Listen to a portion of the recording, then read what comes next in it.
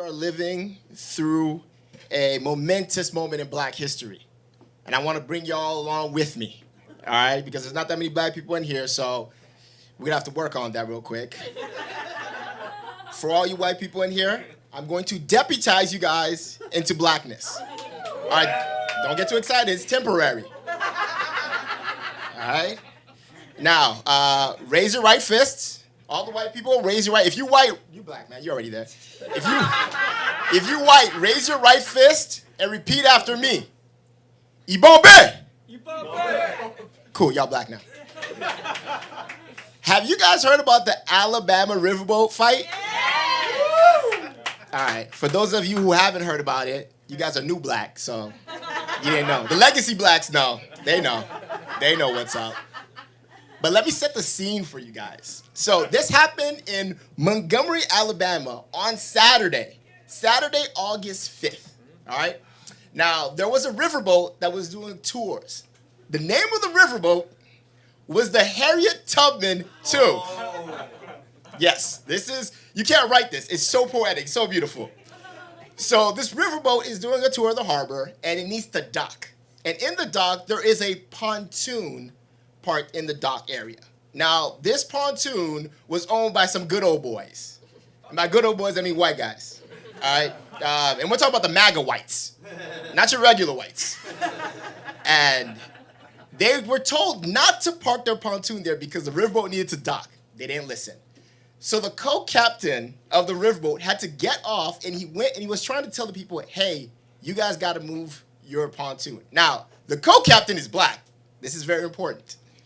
So the co-captain is telling him, and one of the good old boys comes up to him, and he's like, they're talking back and forth. All of a sudden, another white dude comes, and for no reason, he swings at the co-captain and punches him right in the face.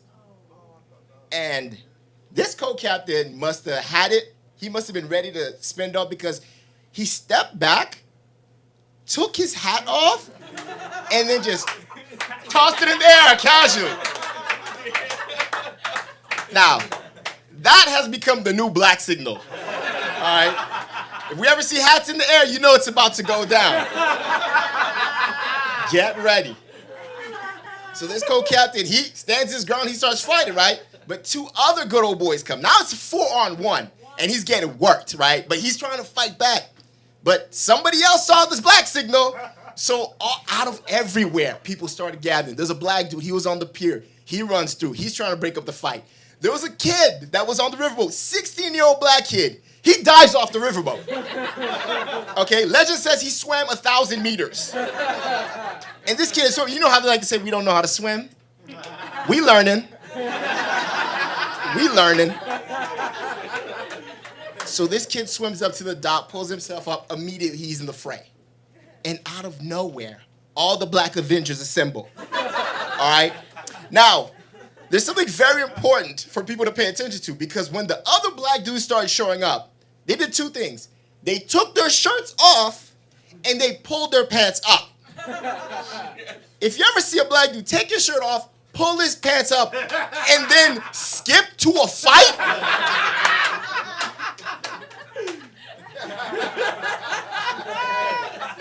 so the good old boys started realizing, whoa, the numbers are changing here. They went from 4-on-1 to 8-on-4. So they're like, yo, we're gonna go back on pontoon, just put Jason Aldean back on, just kind of float away. But the black dudes weren't having that. So they yanked them off the boat and a brawl is happening. Now, the beautiful thing about this brawl is, first of all, we got multiple angles. Everybody was involved. You got the dock angle, you had the pontoon angle, you had people giving you cinematic, panoramic shots, and somebody edited it all together, so it felt very cinematic. I was like, Barbenheimer? Nah, son. August 5th, Montgomery Brawl. Now, the fight did get a little out of hand because one of the black dudes did pick up a chair, and he was WWEing people. But then there was a lady, she was already done because we were throwing people into the harbor water. They couldn't swim back in. And he like bonked her on the head, and it was like, oh, damn.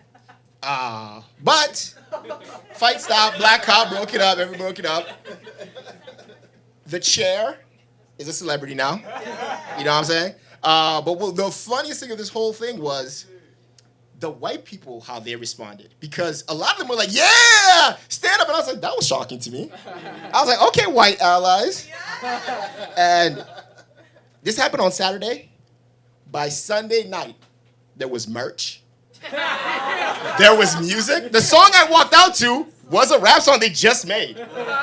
That's new. So, guys, thank you for sharing that moment in Black history with me. Now, you guys are still black, so I got to undo that real quick. Sorry. Mama say, mama sa, mama kusa. Y'all back to being white. Thank you, guys.